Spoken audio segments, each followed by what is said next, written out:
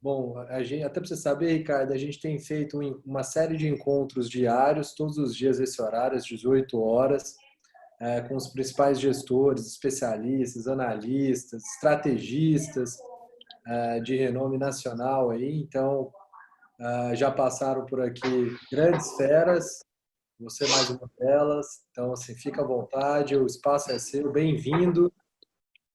Conta um pouquinho, o formato que a gente utiliza é um formato que a gente abre um espaço institucional, vi que a Maria Rita também está participando com a gente, se ela quiser dividir esse espaço com você para falar um pouquinho da ACE, falar dos produtos, Uhum. acho que também é super legal. A gente também fala bastante sobre o cenário, você aí, essa é a sua praia, né, você é economista, vamos falar bastante de cenário, o que você está vendo aqui, o que você está vendo lá fora. Bom, eu vi que o fundo está indo super bem, né? Assim, desde a criação, então vai num cenário diferente, numa linha diferente aí dos principais fundos, né? Tá apresentando uma performance muito boa. Então, falar um pouquinho aqui dessa performance attribution. E no final a gente vai abrir para perguntas e respostas. Então, bom, a bola está com você, fica à vontade. A gente vai batendo bola aqui ao longo desse encontro. Bem-vindo. Legal, legal, Daniel. Muito obrigado pelo convite, muito obrigado pelo espaço. Agradeço a todo o time aí da NextGen.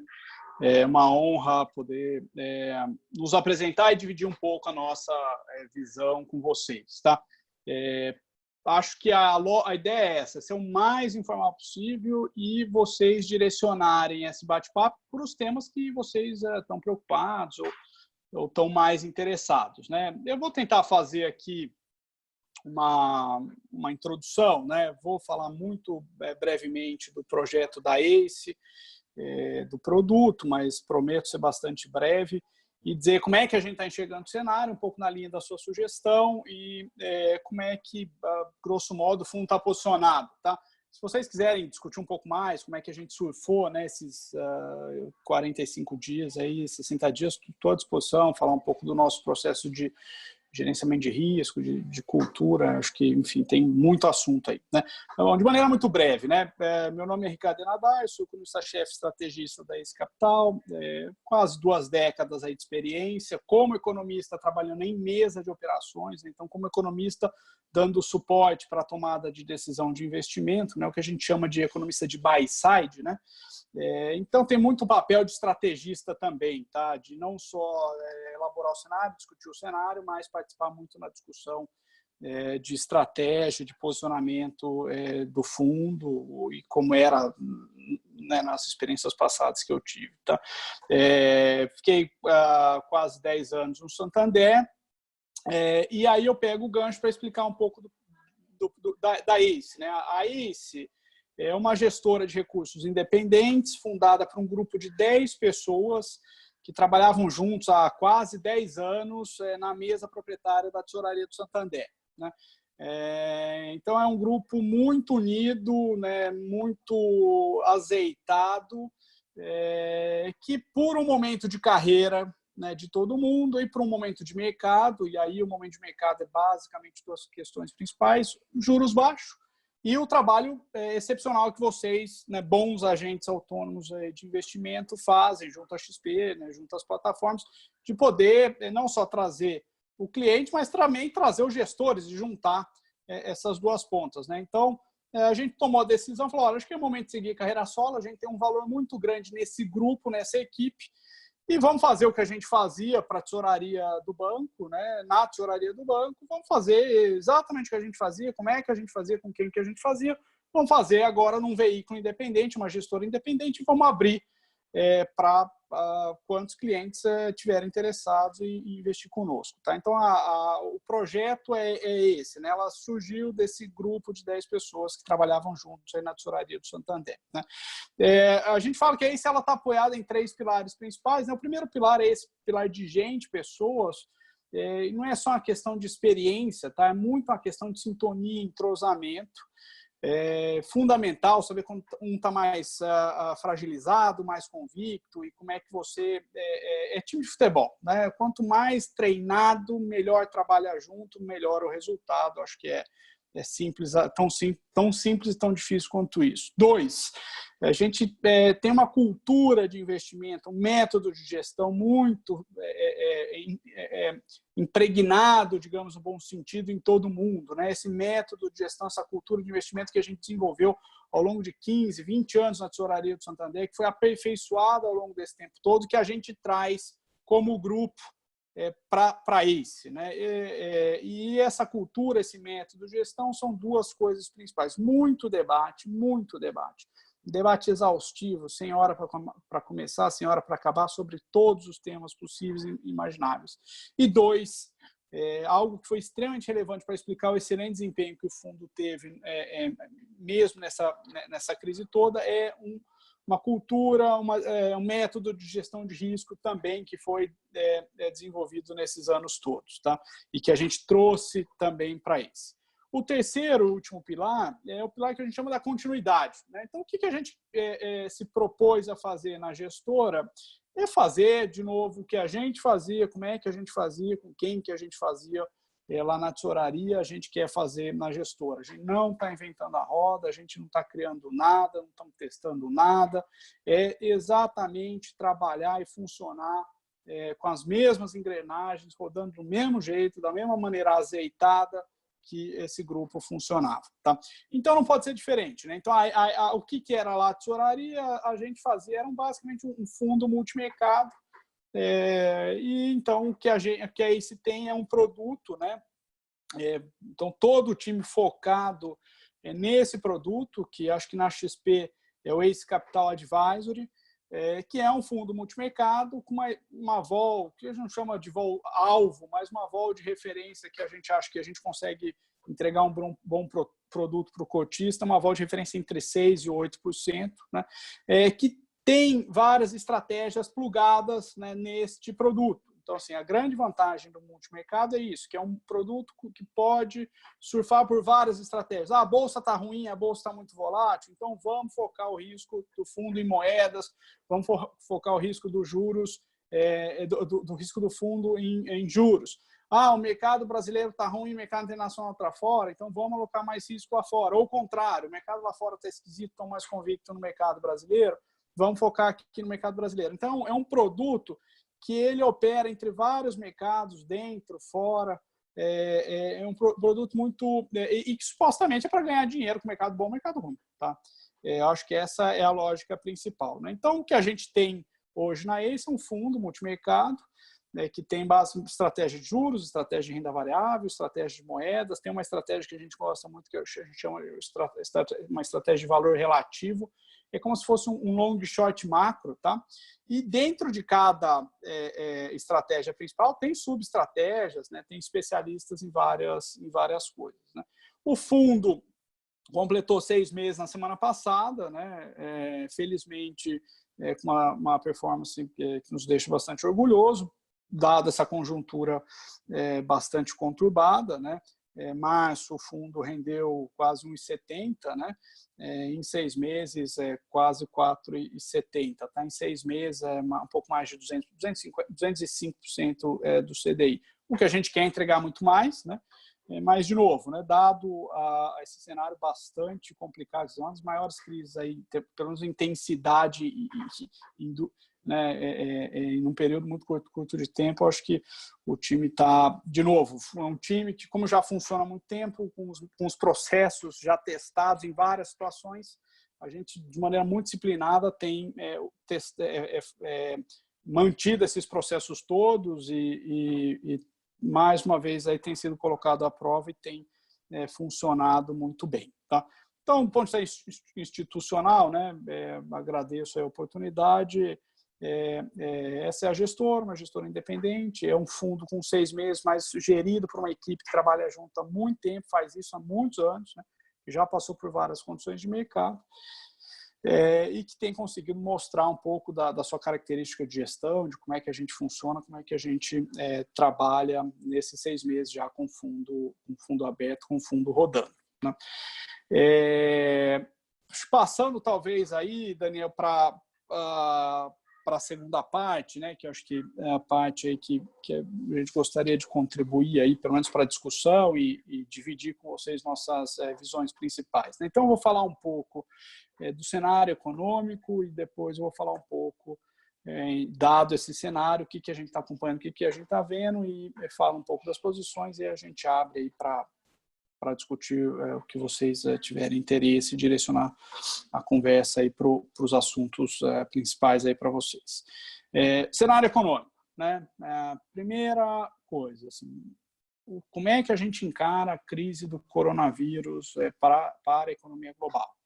A gente encara como um grande choque de demanda com efeitos brutalmente recessivos e deflacionários ou desinflacionários, tá?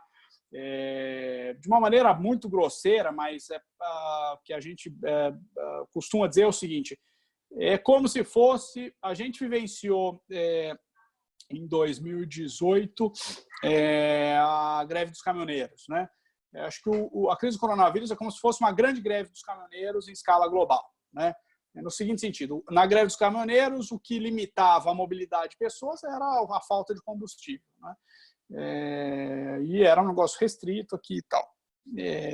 Então, a grande consequência do coronavírus é exatamente isso, é limitar a mobilidade de pessoas, seja compulsório, porque os governos decretaram que as pessoas precisam se isolar, ou voluntário, que as pessoas, né, por medo, eu não vou sair, né?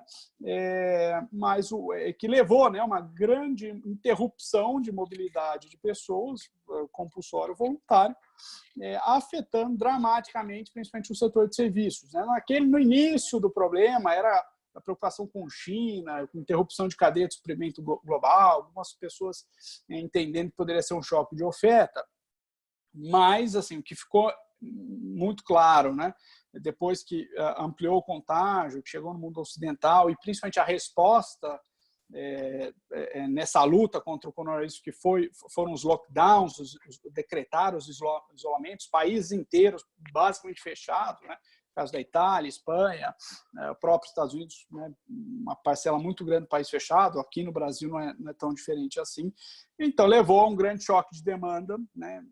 Com efeitos muito recessivos e desinflacionários, tá? A gente está falando, para dar grandes magnitudes, assim, o que a gente vai ver para o PIB global esse ano é alguma coisa bem pior do que a gente viu lá em 2008 e 2009. Né? O PIB americano deve contrair mais de 5% com tranquilidade esse ano. A discussão é se o PIB dos Estados Unidos vai contrair entre 5% e 10%. Os países europeus, os mais afetados, na média, a Europa vai contrair 10%. Os países mais afetados são contrações superiores a 10%. Né? Então, o choque é muito dramático, um choque muito, muito intenso mesmo. A boa notícia, né, é que, da mesma maneira, né, de novo, eu sempre aqui com um chapéu de economista, tá? A gente de observador da questão de saúde, sem propriedade para discutir as questões de saúde, mas sempre tentando fazer análise do ponto de vista econômico, né? As respostas de política econômica também estão sendo respostas sem precedentes, né? É isso que nos deixa um pouco mais animados com médio prazo. Eu vou explorar isso em breve, tá? O tamanho da resposta que a gente está vendo em política monetária, por exemplo, o Fed, né, voltando não só a jogar o juro dos Estados Unidos para zero, mas voltando muito forte com o programa de afrouxamento monetário quantitativo, né, que é basicamente o Fed comprar títulos privados, públicos. Então, ele recolhe os títulos, injeta dinheiro na economia, é algo muito grande, né? O que o Fed fez em 2 semanas foi fez quase 900 bilhões de dólares de compra em 2 semanas, quase $1 trilhão em 2 semanas. As etapas de afrouxamento quantitativo que foram feitas depois de 2008 e 2009, teve um primeiro programa, fez o 2, o 3, o 2, só para dar uma dimensão, o QE2, né, que foi o afrouxamento quantitativo 2 lá depois de 2008 e 2009, foi de mais ou menos 600 bilhões de dólares em 8 meses. Então, em 8 meses, o Fed comprou 600 bilhões de dólares. Em 2 semanas agora, o Fed comprou quase 900 bilhões de dólares. Né? A expectativa é que o balanço do Fed, que hoje estava por volta de 4 tri, provavelmente vai dobrar, vai caminhar na direção de 7, 8 trilhões de dólares. Tá? Outra resposta também, sem precedentes, é o estímulo fiscal que a economia americana está dando. Né? Foi anunciado um pacote de 2 trilhões de dólares, que equivale a 10% do PIB. Se você limpar e tentar separar o que de fato é dinheiro novo, a gente está falando de alguma coisa entre 7% e 8% do PIB, que é muita coisa. Né? Então, a ideia é essa. Né?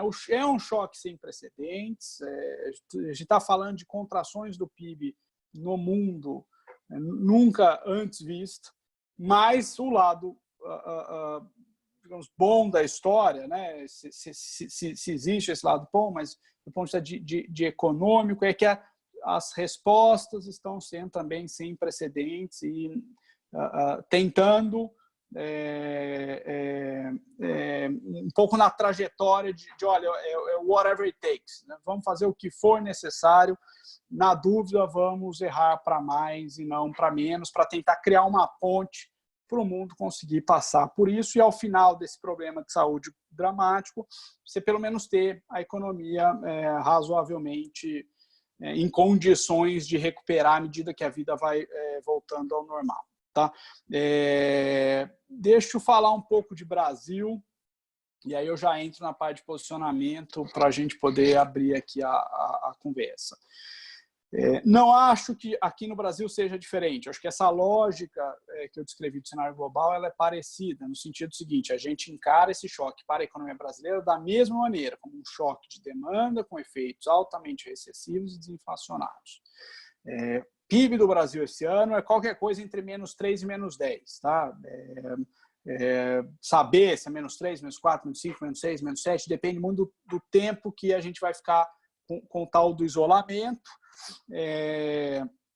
Acho que agora é alguma coisa entre -3 e -5, mas quanto mais o isolamento permitir, a gente vai piorando. Então, acho que o ponto de partida é pensar num PIB de -3, daí para pior. Né? A gente já não tinha nenhuma preocupação com inflação antes desse choque. Então, a gente já achava que o cenário de inflação antes do choque era um cenário muito benigno. A gente tinha uma visão diferente da visão do Banco Central.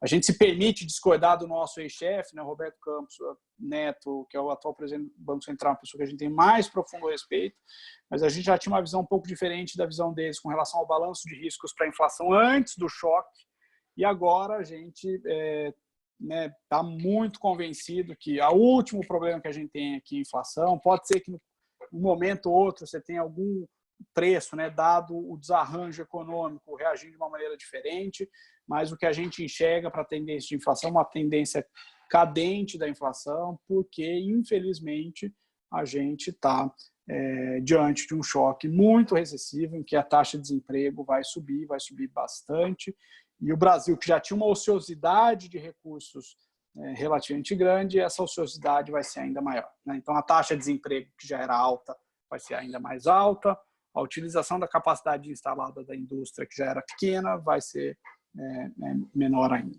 Tá? Então, a gente tem um cenário muito favorável para a inflação. A gente acha que, diante disso, apesar do Banco Central não ter esse como principal instrumento de combate à crise, mas a gente acha que o cenário vai permitir com que a queda de juros continue caindo, possivelmente em direção a 2%. Tá? Então, não é nenhum absurdo pensar que a taxa Selic, diante desse cenário todo, possa caminhar para 2%.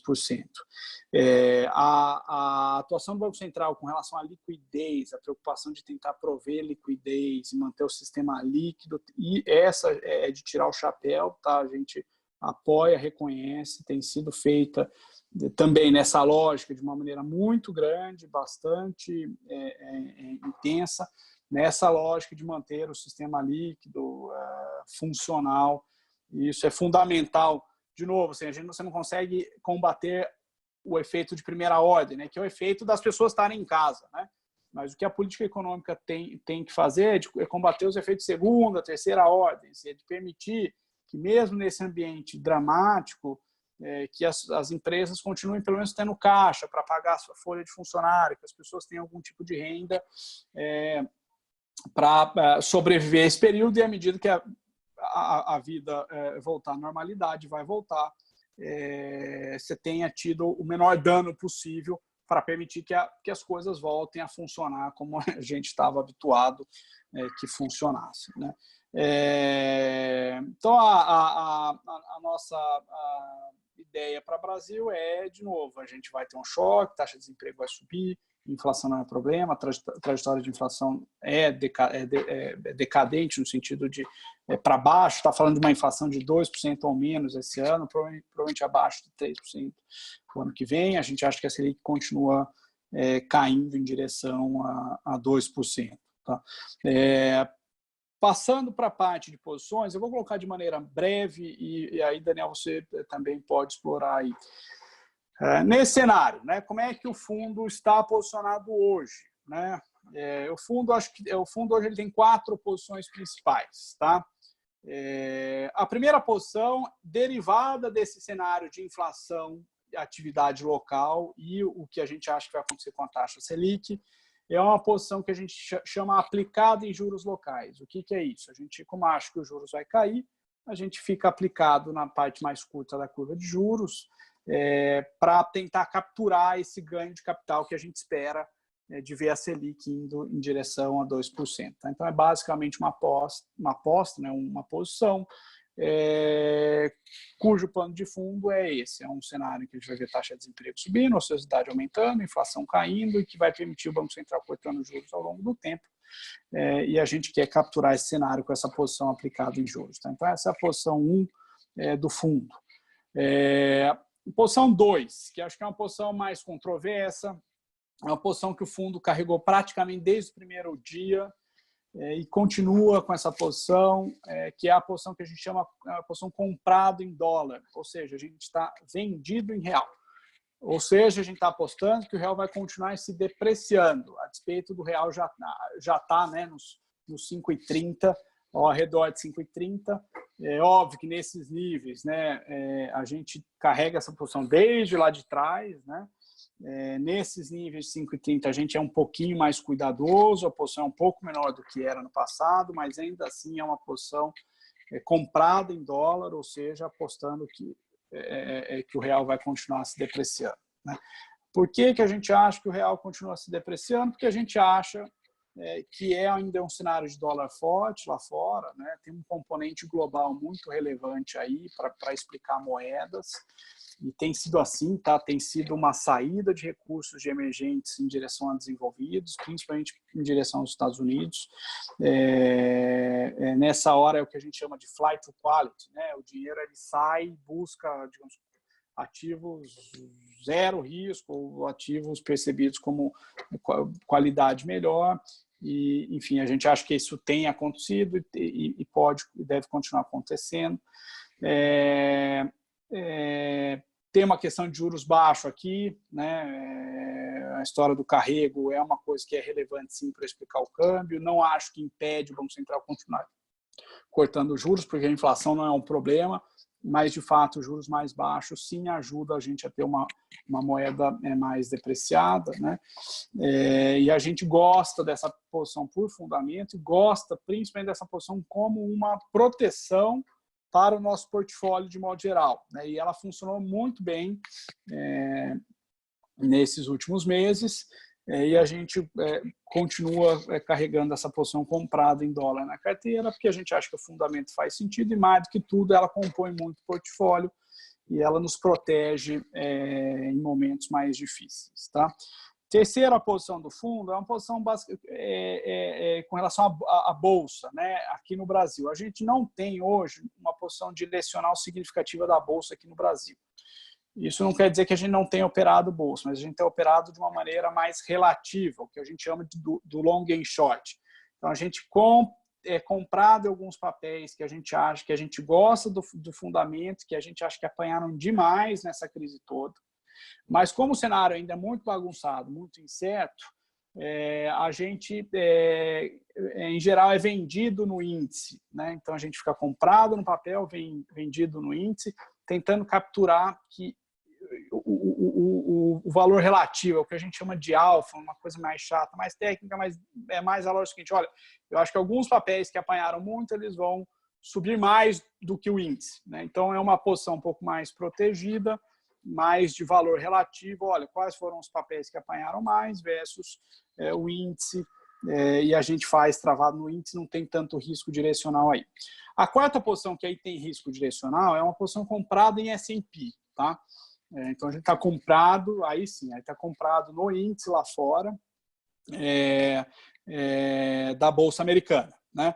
E aí a gente tem uma lógica, a lógica simples, aí eu encerro a minha parte aqui, mas basicamente é o seguinte: a gente acha que a gente ainda não sabe dizer, podemos até entrar nessa discussão, né? Mas a gente ainda não consegue dizer quando esse isolamento vai ser flexibilizado, óbvio, flexibilizado de uma maneira bastante consistente, de uma maneira bastante responsável.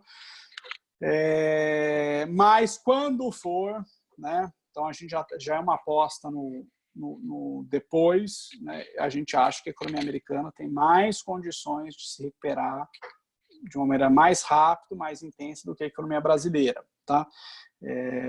Porque é uma economia mais flexível, uma economia mais eficiente. De novo, é onde foram feitos estímulos monetário e fiscal nunca antes visto, né?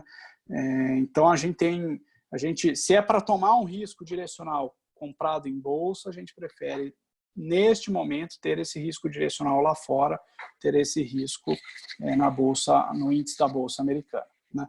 Porque a gente acha que a volta do Brasil, acho que aqui no Brasil a gente vai ter cicatriz no mundo inteiro, em todas as economias, mas a gente acha que as cicatrizes aqui no Brasil elas podem ser maiores, né? E acho que o depois, né, a fase da recuperação, a gente acha que essa fase da recuperação nos Estados Unidos vai ser uma recuperação mais rápida, mais fácil, né, entre aspas, muito impulsionada pelo tamanho de estímulo que tem sido dado, tá? Daniel, não sei se eu falei demais, estou à disposição de vocês. Claro, não, ótimo. Eu fui anotando algumas dúvidas aqui, eu acho que assim, é bom para a gente pegar um panorama, né, total. Você falou de uma posição comprada em dólar, uma posição aplicada em juros, comprada em S&P e um residual, entendido dessa maneira, comprado em bolsa brasileira em alguns papéis aí específicos vendidos no índice, certo? Certo. Me dá um pouco de relativo dessas posições aí, qual o tamanho de cada uma, como é que elas estão compostas aí na carteira, porque assim, 200% do CDI, comprado em S&P, comprado em papéis e aplicado em juros, não dá para ter essa performance. Não, mas essa é a posição de hoje, né? E mais dólar. Não, essa é a posição que temos hoje, né? Não é a posição que enfrentamos o momento pior, né? Deixa então para poder dividir com vocês, né? Como é que eu vou voltar então um pouquinho, vou contar como é que a gente enfrentou essa parte mais aguda da crise, que foi basicamente do carnaval, né? Até metade da semana passada, um pouco, né? O penúltima semana de março. Não era esse portfólio, né? E esse portfólio é o portfólio hoje, com os preços atuais, é um portfólio tentando pensar prospectivamente, né? Mas, assim, né, olhando, me permitindo voltar um pouquinho para trás, né? Então, assim, até o carnaval, até a véspera do carnaval, a gente tinha um portfólio otimista. Esse portfólio otimista, a posição maior era comprado em bolsa local, tá? Era aquela lógica de que você tinha um cenário aqui no Brasil bastante construtivo, de recuperação, né, inflação baixa, juro baixo, né? De reformas avançando, né? Isso, basicamente o portfólio. Eu só um parênteses, fazer uma propaganda. Quem tiver interesse, puder, recomendo muito que leiam a nossa carta que foi divulgada na semana passada. é a carta de março, que ela explica muito como é que foi esse para trás do fundo, como é que foi esse gerenciamento de risco todo, tá? Eu acho que tá bem interessante aí. Mas a gente entrou no carnaval com esse portfólio otimista. No pós-carnaval, que foi quando começou a ficar evidente que a gente ia para um estágio 2 do coronavírus, né, que não era só China, que a transmissão era muito maior, que ia chegar no mundo como um todo, que era uma pandemia, e principalmente como é que o mundo estava lidando com isso, que era o tal do lockdown, do isolamento, né? E que isso, no limite, né, é isso que tem o efeito dramático sobre a atividade econômica, né? É o isolamento, né? É as pessoas ficarem em casa, é a restrição à mobilidade de pessoas, de novo, seja compulsório ou voluntário, né? Voltamos do carnaval com uma volatilidade muito grande, né? As bolsas com perdas, principalmente na posição essa posição comprada em bolsa local. E a gente tem um método de gestão de risco que ele é basicamente sustentado por 4 pilares, tá? O primeiro pilar é o que a gente chama de dimensionamento da alocação, da posição, que tem muito a ver com a volatilidade dos ativos, né? Então, se o ativo começa a aumentar muito a volatilidade, o caso da Bolsa, né, que era um negócio que oscilava X, começou a oscilar 3 vezes X, 5 vezes X, obrigatoriamente, se a volatilidade diminuiu, você precisa diminuir o tamanho da posição, né, por disciplina. Né, você precisa dimensionar a posição para o momento, para a volatilidade do mercado ou do ativo. Né. Então, esse é o primeiro pilar que a gente já colocou em funcionamento já na volta do carnaval, falou, olha, mudou a volatilidade, a gente diminui a posição só por essa razão, já temos que nos reduzir essa posição. A gente tinha alguns hedges, né? No caso, a posição comprada em dólar ajudou, e a gente, na época, tinha uma outra posição que era aplicada na Treasury, era aplicada nos juros americanos, tá? Que vocês se lembram também, né? No início ela funcionou muito bem, foi de 1,40 para 0,70, alguma coisa desse tipo. Né? E a terceira coisa, Daniel, é o seguinte, a gente fala o seguinte, eu gosto muito de uma frase que é a seguinte, não existe hedge, não existe proteção quando você está errado. Tá? A única coisa que te protege quando você está errado é disciplina de stop. Né? Então, você tem o fundo, que é uma coisa que a gente trouxe muito de como é que a gente funcionava na tesouraria, né? São mecanismos e regras compulsórias de limitação de perda. A bolsa, a gente voltou do carnaval, foi diminuindo a posição, diminuindo, mas quando a bolsa chegou mais ou menos uns 100 mil pontos, chegou no limite de perda que a gente tinha definido, né, para esse ativo, e a gente simplesmente zerou as posições por disciplina. Tá? Depois disso, sem posição de bolsa, a gente começou a concentrar muito o fundo em posições de renda fixa e de câmbio. Então, a gente aumentou a posição comprada em dólar, né, que a gente entendeu, falou, olha, o cenário é bem mais bagunçado, bem mais difícil do que a gente imaginava. Então, nesse cenário, que é um pouco também do que eu derivei para vocês, falou, olha, é um cenário de um choque de demanda com consequências bastante contracionistas para atividades desinflacionárias. Então, a gente basicamente concentrou o risco do fundo no momento mais difícil de mercado, com 0 posição em bolsa e muito concentrado em juros, né, nessa lógica, olha, se é recessivo, desinflacionário, os juros vão ter que cair, e com uma posição maior do que a gente habitualmente vinha carregando, comprado em dólar. Tá? Então, no momento mais difícil do fundo, grosso modo, foram essas posições, foi a mudança de visão, né, que nos fez concentrar o risco nesses 2 ativos principais e que a gente conseguiu surfar. Primeiro, né, interromper a perda dos ativos relacionados à renda variável, num nível bem razoável, né, por volta de 100 mil pontos. E segundo, depois capturar alguma volta, né, capturar, né, enfim, a rentabilidade potencial aí de posições aplicadas em juros e comprado em dólar. O aplicado em juros foi difícil, teve limites de alta, né, no pré, o mercado muito nervoso, a gente aproveitou esses momentos de exagero para aumentar as posições, sempre com as posições muito adequadas à volatilidade, tá? A preocupação do time sempre foi essa. Sempre, olha só, temos que fazer posição adequada a essa nova realidade de volatilidade, né? O nosso mandato, muito em linha com o que é o nosso mandato.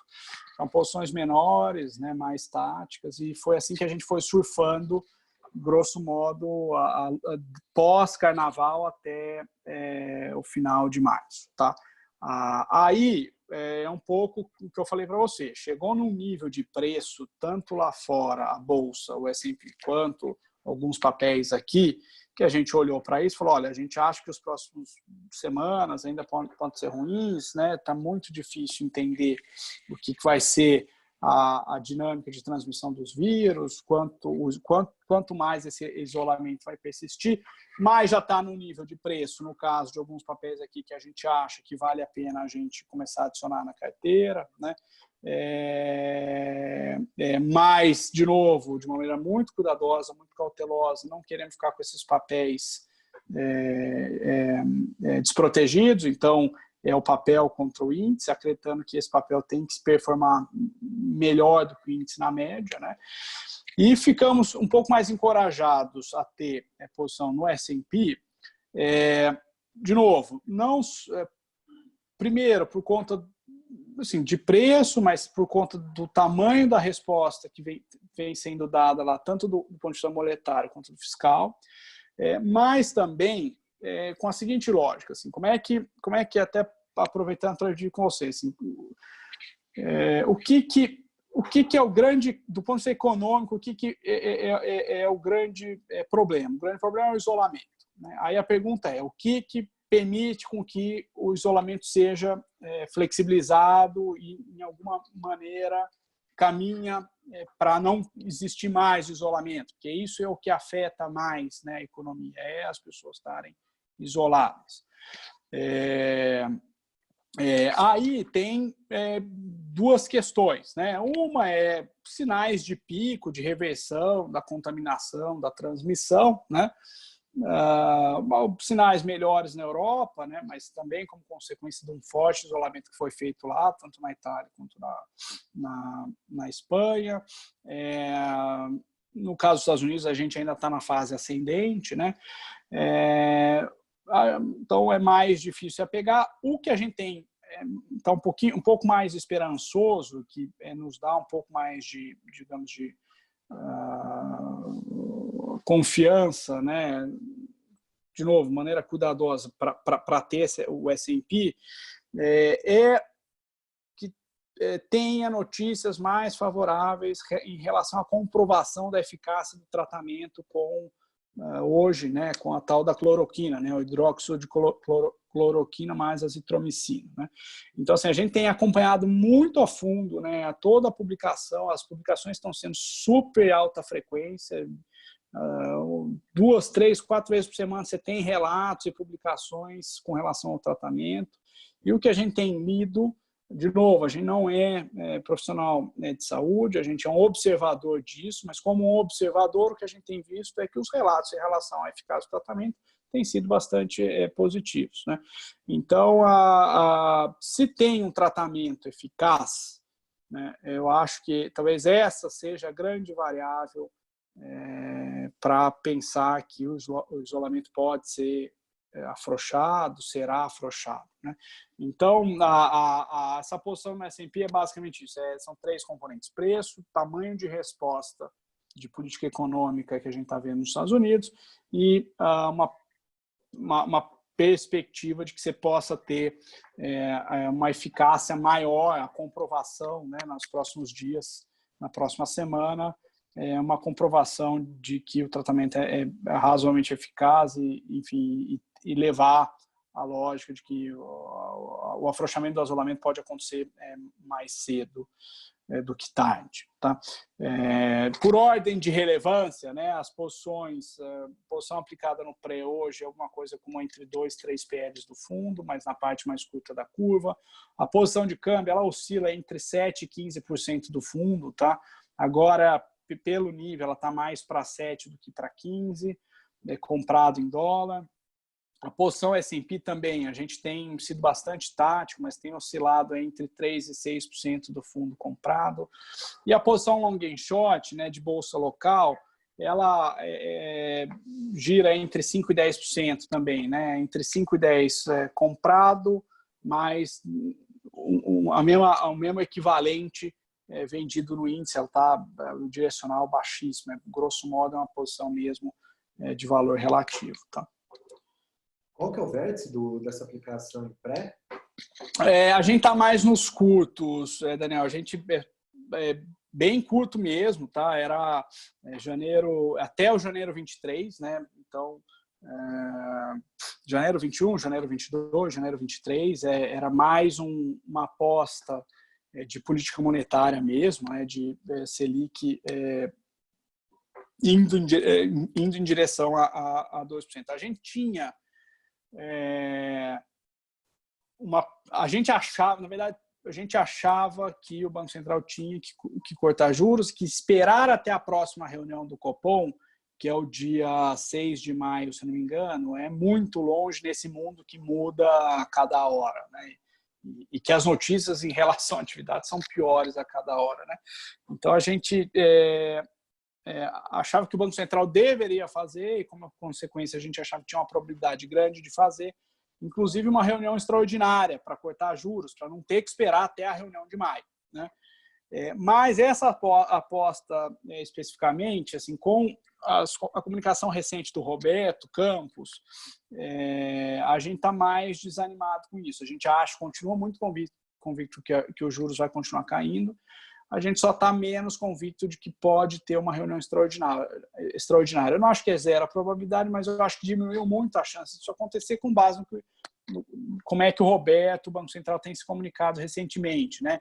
Eles estão muito mais focados e falam, olha, o Selic é um instrumento, não é um instrumento que eu estou mais preocupado neste momento que eu estou mais preocupado em prover liquidez, manter o sistema líquido, reduzir compulsório, talvez, né, o Banco Central poder comprar crédito privado diretamente, está aguardando, né, a aprovação da proposta da tal da PEC da guerra, né, essa proposta de emenda constitucional que neste momento de crise vai dar mais instrumentos para o Banco Central combater isso. Então, assim, ele está muito focado nisso. E está preocupado com o câmbio, tá? A sensação que a gente tem é que ele está preocupado com o câmbio, está preocupado com a saída de recursos. De novo, não acho que isso impeça com que o juro continue sendo cortado ao longo do tempo, porque é um sistema de metas de inflação, então com a atividade para baixo, a inflação sendo revisada para baixo, isso permite com que o Banco Central continue cortando os juros, mas a gente está um pouco mais desanimado com relação à possibilidade de ter uma reunião extraordinária.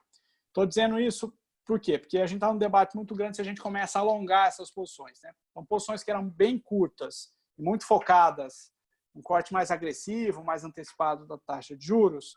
Talvez, com a comunicação recente do Banco Central, talvez a gente precisa alongar um pouquinho. Talvez ter menos dessas posições curtíssimas aí, janeiro 21, alguma coisa desse tipo, e concentrar mais no janeiro 23, ou até mesmo alongar um pouquinho mais, né? O que a gente não gosta de alongar muito é porque tem uma deterioração fiscal muito grande em curso, o ambiente político está muito controverso, então achar que a gente vai ter reformas avançando é difícil, né? Então, assim, também alongar muito, aí começa a ter um risco fiscal, né? Em ter posições mais longas, embute um risco fiscal que neste momento a gente não está muito disposto em correr, tá? Então, a gente tinha posições curtíssimas, que foram muito eficientes até o momento. A gente tinha uma ideia de manter essas posições bem curtas, achando que poderia ter um corte maior e mais antecipado. Estamos mais animados com o extraordinário. Achamos que vai cortar juros de qualquer jeito, mas talvez vai esperar a reunião lá de maio para cortar. Então, a gente está discutindo o que a gente faz. O pace que vocês estão esperando desses cortes de juros e por que não fazer juro real ali, né, na barriga? Duas boas perguntas. Essa preocupação que você tem com o fiscal, né? É bom, assim, a gente tinha zero juro real mesmo, tá? A gente passou esse período todo sem as Bs, né? A B para pessoa física, eu acho um belo de um instrumento, né? Mesmo nessa bagunça toda. E aí eu acho que até, eu arrisco a dizer, até as Bs mais longas, tá? Porque ao mesmo tempo que você tenha um risco fiscal maior, mas você também tem uma proteção com relação à inflação lá para muitos anos à frente, algo novo. Acho que a questão de inflação de curto prazo é para o outro lado, a inflação para baixo. Mas, assim, né, é um papel que te protege, né, como poupador e tal. A gente, como fundo, a B, assim, a gente prefere... quanto mais complicado o cenário, mais líquido a gente quer ficar, né? Então, por mais que tenha um mercado super líquido, a gente era muito mais convencido. No pré, o mercado de juros futuro tem preço na tela momentâneo, a B tem que esperar os calls, é um negócio mais chato. Então, a gente achava que era a inflação para baixo, nem mencionei, mas tinha toda a questão do petróleo, de revisão de gasolina. Então, a gente não achava que o melhor instrumento era a B, porque a gente achava que a implícita, que o juro ia fechar, o juro nominal ia fechar, mas a implícita ia fechar também, né? Então esse período mais difícil, e outra, era um pouco mais difícil, preferia ficar ultra líquido, né? Então, hoje, o tamanho do fundo, ele permite que a gente faça isso, então a gente precisa, se dá para otimizar, a gente sempre otimiza o instrumento, né? Legal, renda fixa, a direção é essa, mas qual que é o melhor instrumento, qual que é o melhor VET, e fica otimizando, tentando otimizar entre instrumentos. A gente tem 3, 4 especialistas nisso aí, tá? Então a gente não tinha, agora a gente começou a adicionar na B22, tá? Bem lembrado, assim, que no relativo ainda não é uma projeção, a gente está falando aí de meio PL, entre meio e um PL aí, não mais do que isso. Mas assim, a gente começou a adicionar risco na B22 para pegar o componente juro real, por achar que esse pânico com relação... É duro dizer, mas talvez o pior momento do petróleo tenha passado. A gente não é um especialista em commodities, mas, de novo, dado tudo que caiu, essa tentativa, né? É muito difícil chegar a um acordo, mas nessa tentativa de chegar a um acordo com relação a corte de produção, a gente começou a achar que a B22 começava a oferecer um bom risco-retorno, e a gente começou a fazer alguma posição nesse vértice específico da beta. Do pace, perdão, né? O que a gente achava, assim, uma coisa é o que a gente acha que ele deveria fazer, uma coisa que a gente acha que ele vai fazer. O que a gente achava que ele deveria fazer era cortar 100 numa extraordinária, tá? Isso a gente é muito convencido que essa seria a melhor estratégia para o Banco Central. De novo, essa lógica do whatever it takes, do fazer o que for necessário, vale para lá e vale para cá. Não é a hora de prescindir de instrumento. Não, eu vou certíssimo focar e usar compulsório, tentar fazer passar a tal da PEC da guerra, o Banco Central comprar crédito privado, quem sabe fazer a operação twist, né? Que é o Banco Central trocar pré por pós, né? Então ele compra os títulos pré-fixados mais longos e substitui por pós-fixado para tirar risco do mercado e tentar fazer com que a curva fique menos inclinada. Tudo isso é bem-vindo, tem que fazer, ótimo que faça. Só que assim, não é substituto à Selic. A gente acha que são instrumentos complementares. E nesse momento é o momento de fazer tudo bastante, na dúvida, errar para mais, né? Então, nessa lógica nossa, a gente achava que tinha que cortar, tinha que esperar até 6 de maio é muito longe, e o corte tinha que ser um corte aí de pelo menos 100 bips, né? Levar o mais rápido possível a Selic em direção a pelo menos 2%. Tá? Isso é o que a gente acha que ele deveria fazer. Mas, de novo, a gente precisa respeitar a comunicação, e a comunicação é mais no sentido de que, olha, o meu principal instrumento de atuação não é a Selic, eu tenho uma preocupação com o câmbio, eu tenho uma preocupação com a inclinação da curva. Então, nesse sentido, a gente acha que ele vai acabar entregando mais ou menos o que a curva precificar. Então, a gente acha que ele corta 50 na reunião de maio, aí vai passar o tempo, vai ver que a atividade está muito ruim, que a inflação é muito baixa, vai cortar mais 50 e vai de 50 em 50. né? Então, o pace que a gente acha que vai ser é um pace de 50. De novo, concorda ou discorda, é o que a gente, hoje, com base na comunicação, acho que é o mais provável de acontecer. E por achar que você acha que isso vai pressionar a curva longa, vocês não estão fazendo nada na curva longa? A curva longa, ela tem se comportado, por enquanto, o que a gente chama o seguinte, ela responde muito ao risk-on e risk-off, né? No seguinte sentido, está tudo bem lá fora, o S&P está subindo, a bolsa aqui está subindo, quer dizer, o mercado está num dia de apetite a risco, né? Os ativos de risco performando bem, aí a curva longa responde bem. Hoje foi um dia, né? Então, a despeito de toda a preocupação fiscal, tá, hoje você teve lá o S&P subindo, a bolsa subindo bastante, então estava o mercado estava com um humor de risco, pró-risco, né? O que a gente chama de risk-on, e a curva longa aqui performou muito melhor do que a curva curta, inclusive a parte bem curtinha da curva até teve uma performance ruim em abril, justamente porque o Roberto, no final de semana, foi um pouco nessa direção que eu falei, né? De olha, juros, não tem esse senso de urgência todo para juros, né? Estou mais focado em outras medidas, né? Agora, num dia ruim, né, de S&P cai, bolsa cai, que é o tal do risk-off, aí a curva longa tem uma performance pior, né? Então, a gente tomou a decisão recente de focar nos ativos que tem juiz, que a gente tem um pouco mais de visibilidade, que não é uma roleta, não é roleta, né? Preto ou vermelho, né? Porque nessa volatilidade doida, o S&P sobe um dia, né? Sexta-feira caiu 5, hoje subiu 5 mais, né? E aí, o que vai acontecer amanhã, né? A gente quer tentar fugir o máximo possível desse jogo. No caso do S&P em particular, a gente tem uma perspectiva mais favorável para frente, só que a gente faz uma posição que a gente aguente essa volatilidade, né? Em vez de eu ter 20%, 30% comprado S&P, eu tenho 5, 6, 7, 4, que é uma posição que permite, né, que é mais adequada a esse momento todo, e permite com que eu carregue essa posição por mais tempo mesmo, se vai contra a nossa posição. E no caso dos juros, é isso, a gente tinha mais segurança nessa parte mais curta, né, que aí é o call de atividade, o call de inflação, o call de política monetária, tem juiz, né? E a parte mais longa, ela está muito suscetível a esse risk-on, risk-off, então a gente não queria ela no portfólio. Agora a gente fala, olha, será que dá para ficar mais animado com a comprovação da eficácia da cloroquina, com a possibilidade de começar a ter, né, não agora, mas daqui 2, 3 semanas, algum afrouxamento desse isolamento, o mercado, né, o mercado vai na frente, né, a hora que anunciar lá, não, agora acabou todo isolamento, o mundo já não está mais em isolamento, o S&P já vai estar no high, né, quando isso acontecer.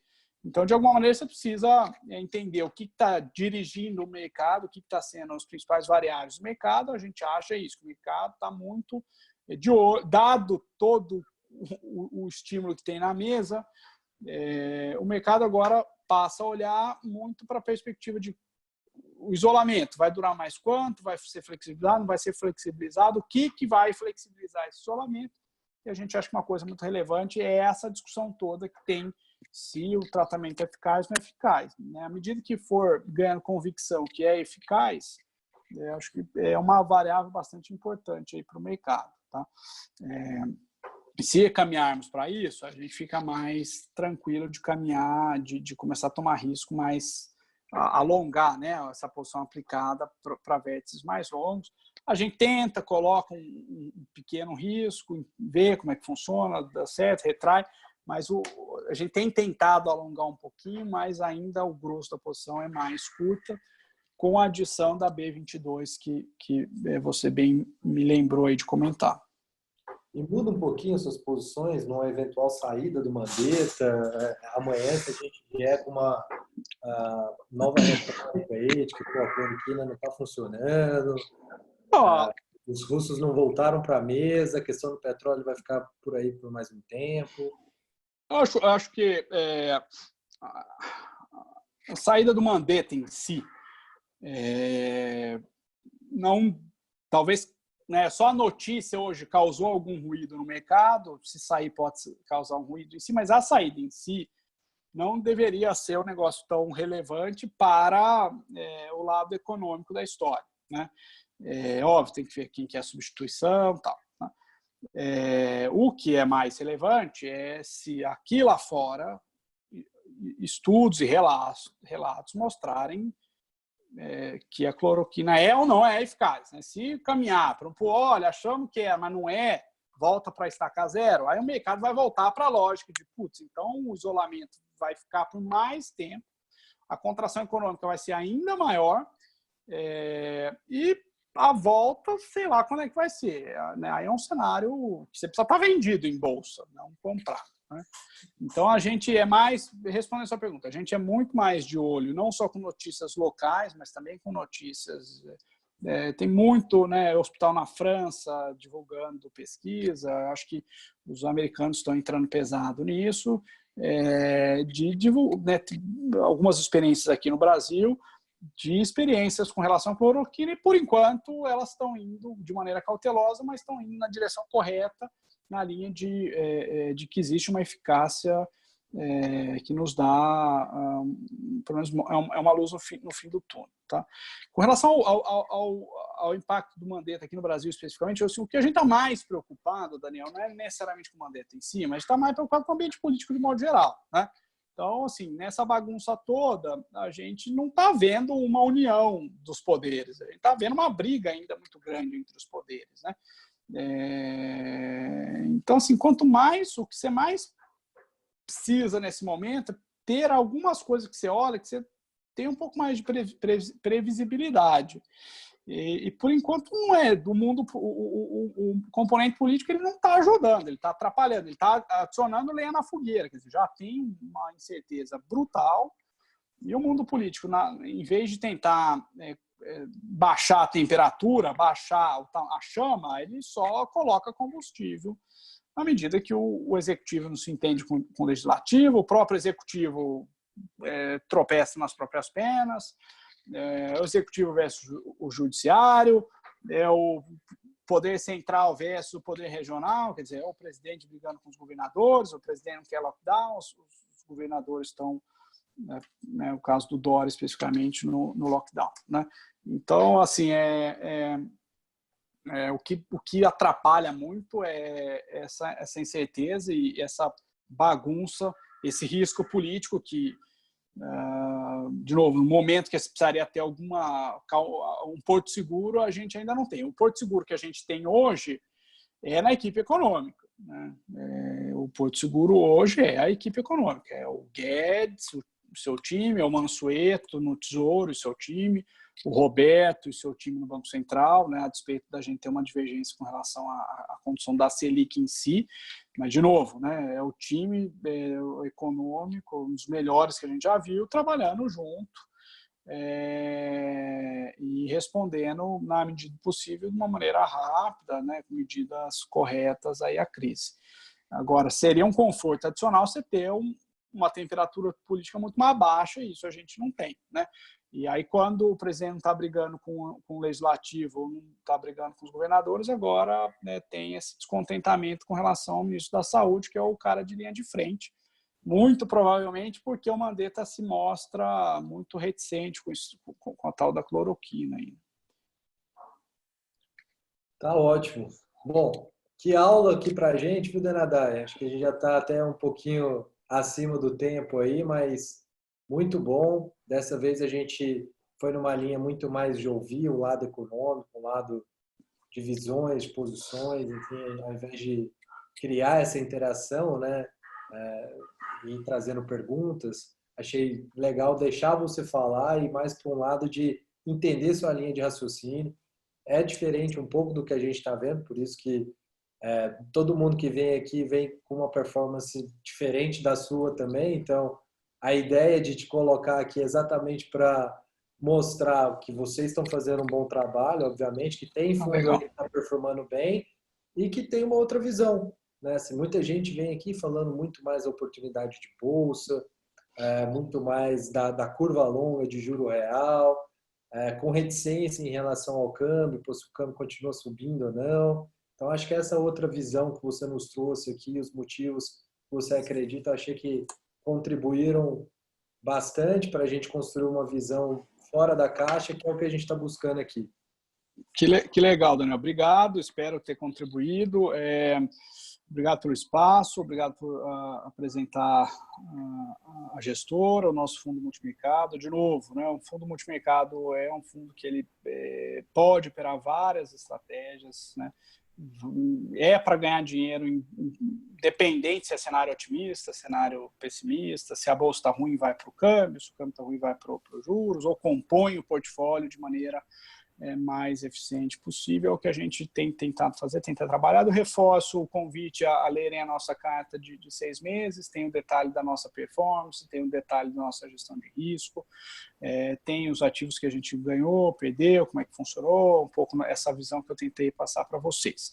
E se me permitir, eu também gostaria de ressaltar o trabalho que vocês fazem, né? Eu acho que neste momento é que você diferencia um bom assessor de investimento, um bom agente autônomo de investimento, né, que é o que traz informação, né, para várias classes de ativos, de visões diferentes, né,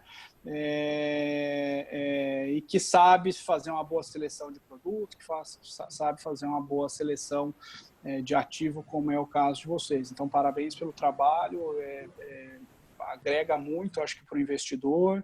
E, de novo, assim, a ACE só existe porque a gente tem a convicção que o trabalho que vocês fazem não só ajuda o investidor, mas ajuda o surgimento de novos gestores, como é o nosso caso. Tá? Então, muito obrigado e parabéns pelo trabalho.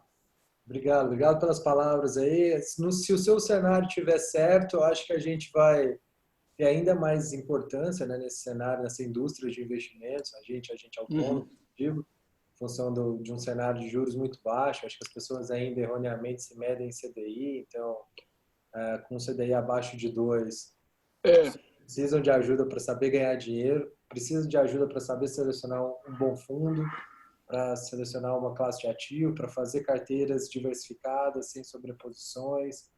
Então, eu acho que é bom também para a economia real, né? Diminuir o custo de captação, o custo de capital, né? Você tem uma situação de menos gente tentando ganhar dinheiro com renda, investindo mais na economia real, criando mais empregos. Então, a ver aí, vamos ver se dá certo, se a gente vai chegar nesse juro aí de 2%. Não achei que eu ia viver para ver o juro do Brasil a 2%, talvez aí Brasil com o juro real de 0%, né? Considerando a inflação aí perto de 2%, 1,5%, enfim, se a gente chegar numa Selic desse jeito, vai ser um juro real de 0% aí no Brasil. Isso aí. Muito obrigado aí pela presença de vocês. Rita, obrigado aí pelo espaço. Fico com o convite para vocês virem para Goiânia. Vamos fazer esse papo aqui presencialmente. Esse papo era para ter sido presencialmente, né? Estava marcado para essa semana, inclusive. Hoje, né? Inclusive hoje, é verdade. Bom, infelizmente, agora a gente, por causa do coronavírus, não pudemos realizar esse encontro, né? Mas mais para frente, com certeza a gente vai remarcar aí. Esperamos vocês. Obrigado pelo espaço aí, por participar conosco. Imagina, a gente que agradece a oportunidade, o espaço e ficamos super à disposição também para quando vocês quiserem bater um papo sobre o mercado, tirar dúvidas sobre o fundo.